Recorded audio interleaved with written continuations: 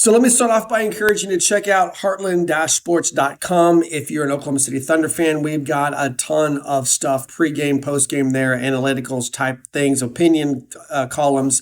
It's all there for you to check out. Oklahoma City Thunder, completely free content there. Also, if you're an Oklahoma Sooners fan, ton of stuff going on there as well for the Sooners, especially with the transfer portal being open right now. And then if you like the breakdown, if you like what we're doing right here, you can find us on Facebook, Heartland Sports on Facebook, and you can subscribe to our content. Every episode of the breakdown goes there, and you can catch it always there on our subscribed content. So let's get into this because, man, I hate being right when it means the Thunder are going to lose. And if you're a fan, last night in Phoenix was one of those games that leaves you just kind of staring at the ceiling afterwards. You know, you're replaying that final possession in your head, muttering, we really just lost that game?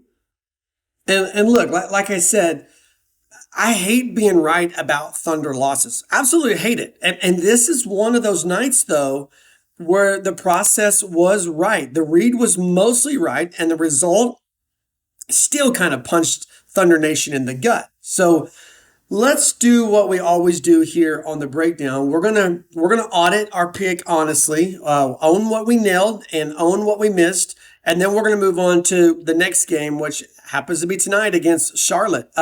Post-mortem, right? The Phoenix game, post-mortem, what we got right, what we got wrong. Suns 108, Thunder 105. We even predicted a 3-point loss for the Thunder. Devin Booker ripping the heart out of that building, and frankly, kind of out of Oklahoma City with a contested three, 0.7 seconds left. When Oklahoma City tied it at 105, I thought we were going to be wrong. But Devin Booker clearly is the headline here, but there's a story underneath it. And I think that's where these breakdown lessons kind of live. So what we got right, first, we got the revenge angle right. We called this one dead on. Phoenix was not going to roll over again after getting embarrassed just a month or so ago. You don't lose by 49 to a contender and then just shrug it off, especially not with a star like Devin Booker and a roster full of guys that are fighting for relevance. Phoenix went down 18 points early in this game, and they didn't flinch. That psychological read mattered here because this game never felt comfortable for Oklahoma City, even with the lead, there saying that it should have. Second, we had the Suns +4. That was the pick. Not only did Phoenix cover, they won the game outright at a +145 money line underdog. The situation set up was everything here. Oklahoma City, the first game of a back-to-back. Phoenix was rested, desperate, and at home.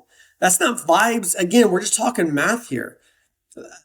The other thing we got right here was Chet Holmgren over 2.5 blocks. With Hartenstein out, Chet was forced into full-time rim protector mode, and Phoenix attacked the paint relentlessly. So this was a pick that wasn't just sharp. It was logical, and Chet finished with 3 blocks, and we were right about that. Another thing we were right about was interior pressure, that angle. Even without dominating the box score, Phoenix's size and physicality forced Oklahoma City into late clock isolation basketball there in the fourth quarter. And that slowed the Thunder's offense just enough for the Suns to hang around. And obviously we got the upset pick right with Phoenix winning this game. But there were some things we got wrong.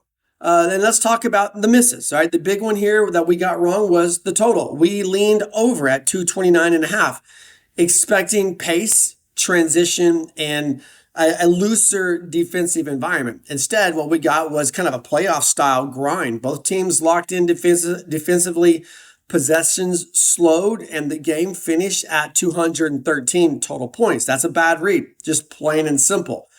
Then there was Jordan Goodwin. I mean, this is where kind of breaking things down humbles you. We had no model, no spreadsheet, no trend line can fully account for a role player going nuclear. 26 points, 8 threes, career night for him. That wasn't noise. That was the game. And Devin Booker obviously had the big shot, had a good night, but Devin Booker is the guy that we predicted was just going to kind of go off for Phoenix, and definitely didn't have a bad night at all. But when you look at what Goodwin did, I don't think anybody saw that coming. Clearly, we didn't. And then we missed on Shea's efficiency. I mean, he got his points, 25, but he did it on 8 for 22 shooting. It's not what we expect when we talk about surgical Shea. Phoenix's length and physical perimeter defense, it bothered him more than what we kind of anticipated, and that made a difference late in this game. So there's a lesson that we can take away from this Phoenix, all right, from this Phoenix loss. And it's kind of important. This game, it was, in my opinion, and we've got an article up about the analytics here at heartland-sports.com. This game was decided long before Booker shot. Phoenix won the possession battle with offensive rebounds, second chances, and just enough shot making from unexpected places. Oklahoma City didn't implode. They didn't panic. They just lost control of the margins for about 8 minutes. And in the NBA, that's more than enough. So that brings us into tonight.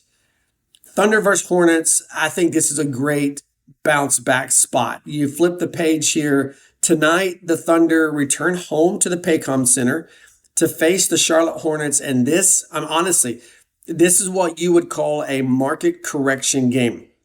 I don't think the books overthink this one. The market has the Thunder at minus 15.5. You got a total at 232.5. That's a massive number, and it's supposed to scare you. But as so many things, context matters. The Thunder they are 17-2 straight up at home. And when they're favored by 15 plus points this season, they're 9-4 against the spread. So they don't play with their food when they get control. They just bury teams. Meanwhile, Charlotte's kind of walking in this game with a front court injury crisis. And so there's some matchups that matter here. You got SGA, great bounce back spot. And I think this is the easiest read of the night in breaking down this game. He doesn't stack inefficient games. So Charlotte's defense ranks in the bottom third of this league, particularly at point of attack containment. And so their lanes here, and there's lots of them. They expect early aggression, quick decisions, and a tone-setting first quarter. This is the kind of reset the MVP type game for SGA. You got LaMelo versus the Thunder defense. And LaMelo Ball, in his own right, he's electric, but he's also loose with the basketball.